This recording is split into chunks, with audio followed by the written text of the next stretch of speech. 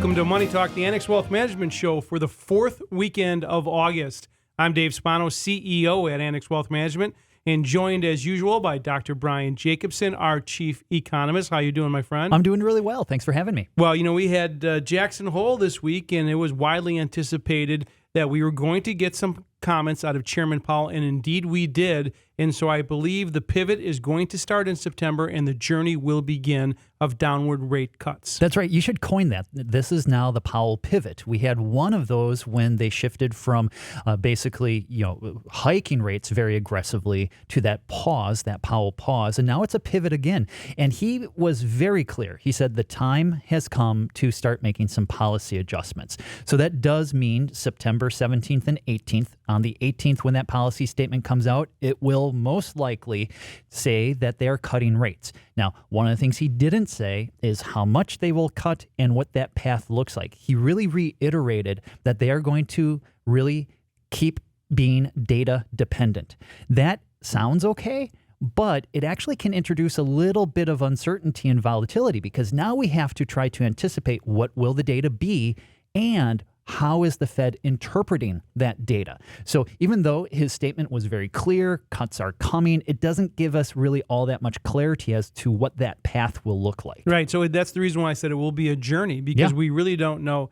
It's highly likely that we'll see 25 basis points. But folks, we want you to remember that they went from zero, and they used to call it ZIRP, a zero interest rate policy, all the way up to the upper bound of 5.5%. So these quarter point cuts are going to take a while, not only to happen to get back to what's called a neutral rate, but what an impact it will have on the economy is unknown. So as you said, they will be data dependent, and it probably will be a choppy ride because, the other part of the equation, we all know about the inflation expectations, but there's also the thing that they have to try to do and keep us at full employment. Mm-hmm. And what he said in his speech is that enough damage has been done to the employment situation, where he said things are back in balance, but they don't want to do more damage. They don't think that's really necessary. Going from that 3.4% unemployment rate to 4.3%, you could see that move around up and down because the data that we get is kind of noisy, but they don't want to see a lot more labor market weakening here.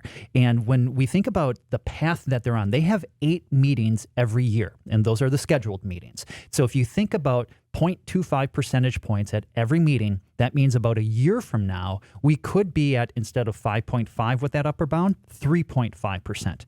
Where do they want to get to?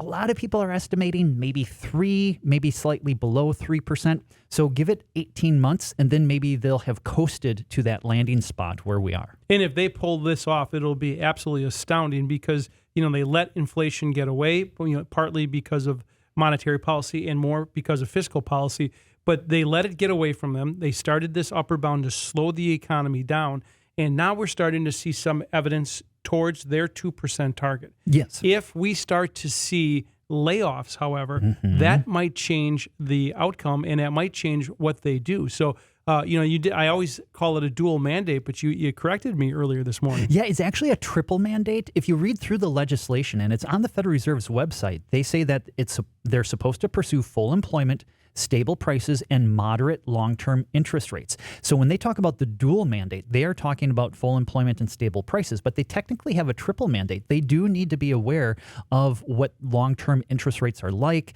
what credit conditions are like. So I don't know why they don't talk about that more. I think part of it is they think that if they get full employment and stable prices, it just naturally leads to stable long-term interest rates. Now, one of the things, as you pointed out, if we do see layoffs start to increase, maybe that would push them towards a 50 basis point cut at some point instead of 25.